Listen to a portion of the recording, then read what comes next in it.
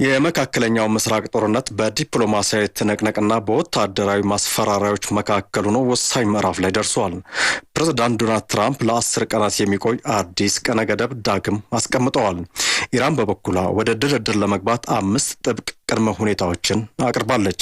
የቡድን 7 ሀገራት ስጋታቸውን እየገለጹ ባሉበት በዚህ ወቅት ፓኪስታን፣ ቱርክና ግብጽ ሀገራቱን ለማደራደር ጥረታቸውን ቀጥለዋል። ህይወት አበበ በመካከለኛው ምስራቅ ያለው ጦርነት አሁን ወደ ወሳኝ ምዕራፍ ተሸጋግሯል። ሮይተርስ ነጩን ቤተመንግስት ዋቢ አድርጎ እንደዘገበው ፕሬዝዳንት ዶናልድ ትራምፕ የኢራን የኃይል መሰረተ ልማት እንዳይመታ ለ10 ቀናት የሚቆይ አዲስ ቀነ ገደብን አስቀምጠዋል። ሆኖም ግን ትራምፕ ገደቡን ቢያስቀምጡም ጦርነቱ አሁንም በየግንባሩ በከፍተኛ ሁኔታ መቀጠሉን ከአካባቢው የሚወጡ መረጃዎች ያመላክታሉ። የኢራን ጦር አዛዦች በቀጠናው ያሉ የአሜሪካ ወታደሮች ይኖሩባቸዋል ብለው ያሰቧቸውን ስፍራዎች ኢላማ ማድረጋቸውን ቀጥለዋል። እስራኤልም በቴሄራን ሰማይ ላይ ተዋጊ አውሮፕላኖቿን መላኳን አላቆመችም። ይህም የዋሽንግተን ጫና በቴሄራን በኩል ያመጣው ምላሽ ገና ረጅም መንገድ እንደሚቀረው ማሳያ ሆኗል። ዶናልድ ትራምፕ የድርድር ሀሳቦችን በይፋ ቢልኩም ኢራን ግን አንቀበለውም የሚል ቁርጥ ያለ ምላሽ መስጠቷን ቀጥላለች። የኢራን ብሔራዊ ዜና አገልግሎት እንደዘገበው ቴሄራን የትራምፕን አካሄድ የበላይነትን ለማሳየት የተደረገ ሙከራ ስትል ገልጸዋለች።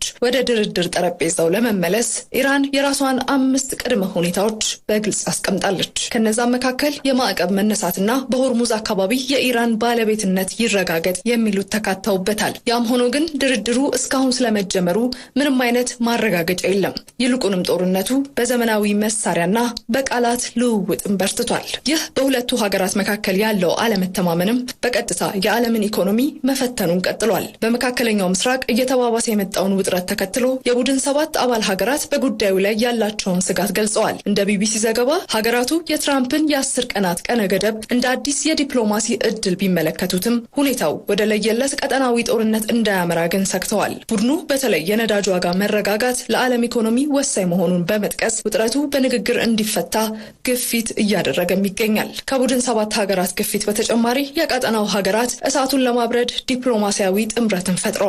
ሁኔታው ወደ ለየለት ቀውስ እንዳያመራ በመስጋት ፓኪስታን፣ ቱርኪያና ግብጽ የድርድር መንገዱ እንዲሳካ በጋራ እየሰሩ መሆኑም ታውቋል። አናዶሉ በዘገባው 3ቱ ሀገራት ዋሽንግተንና ቴሄራንን ለማደራደር ከፍተኛ ጥረት እያደረጉ መሆኑን ጠቁሟል።